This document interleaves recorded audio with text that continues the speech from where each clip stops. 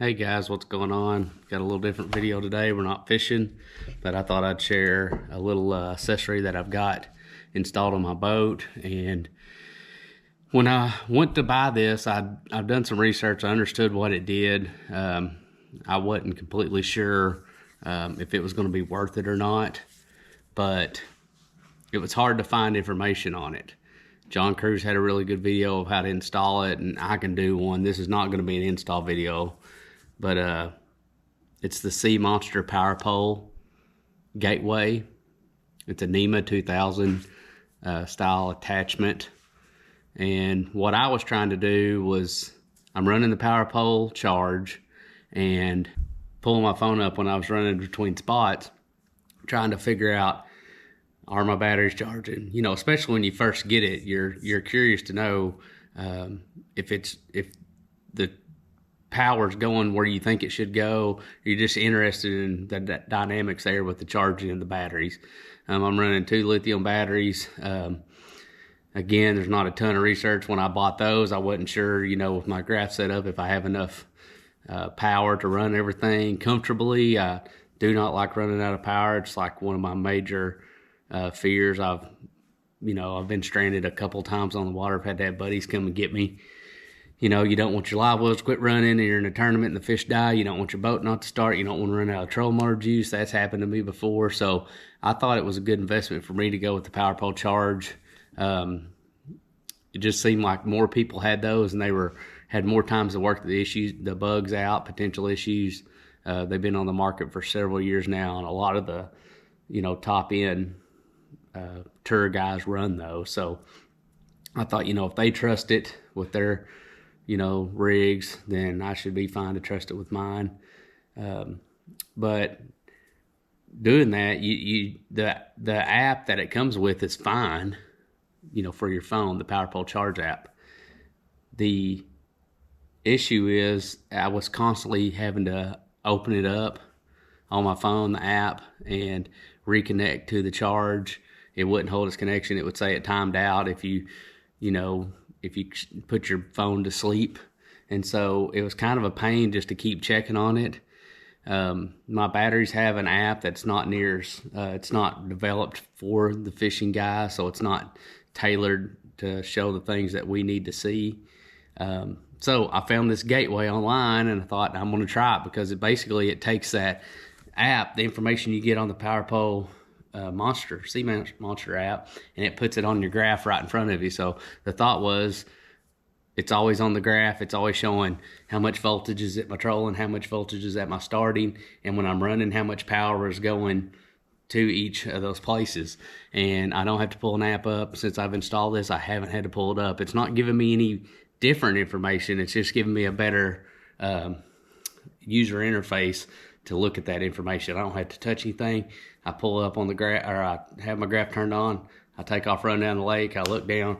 Okay, I'm sending 18.8 volts to my trolling, 5 volts to my starting, or vice versa. So we'll look at the graph and we'll see. I'll show you guys what it looks like, and hopefully give you a better idea of if you think this is something for you, because it's not cheap. It's about $200. I'll put a screenshot on the screen now that shows where I purchased it. I purchased off Amazon. There might be cheaper places out there. I don't remember if I shopped around. I've had it for about 6 months now. I don't remember how much due diligence I did in locating it when I was shopping. But anyway, we'll take a look and I'll show you what it looks like. All right, guys, here's a look at my graph. Like I said, I'm sitting here in the shop, so obviously I don't have any speed or depth. The time's not even correct.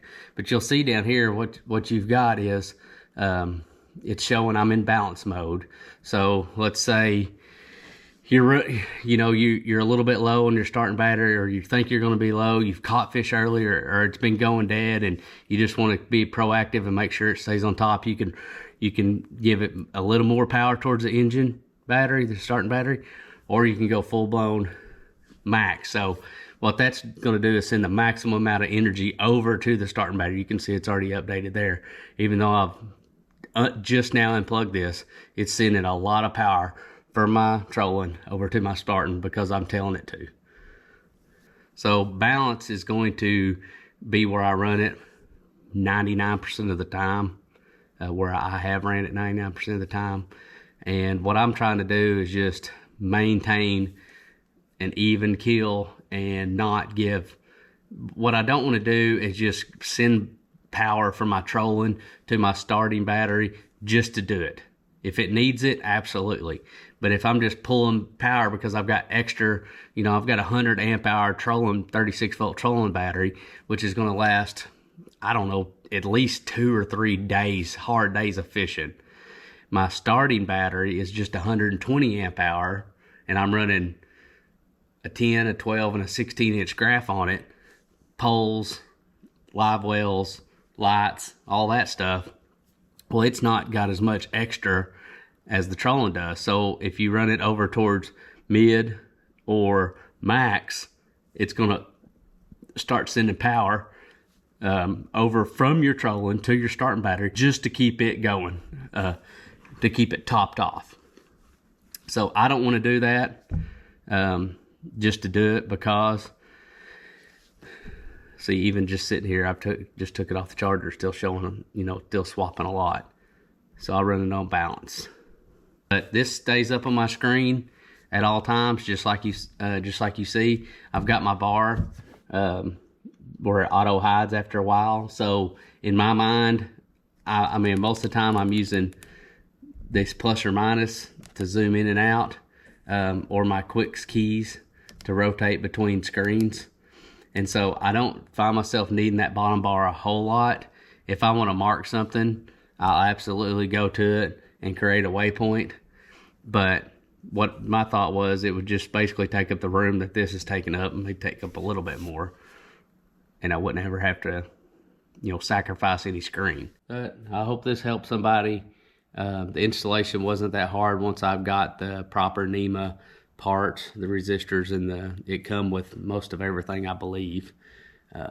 If you guys want an install video, I can do that, or show you how I installed it, or how I've got the hardware placed. But I just, and it may be because there wasn't updates.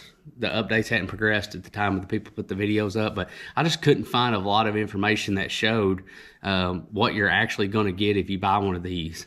So I wanted to get a video out there and say, hey, this is what this looks like. You can decide if that's valuable enough for you to purchase this, or if it's not.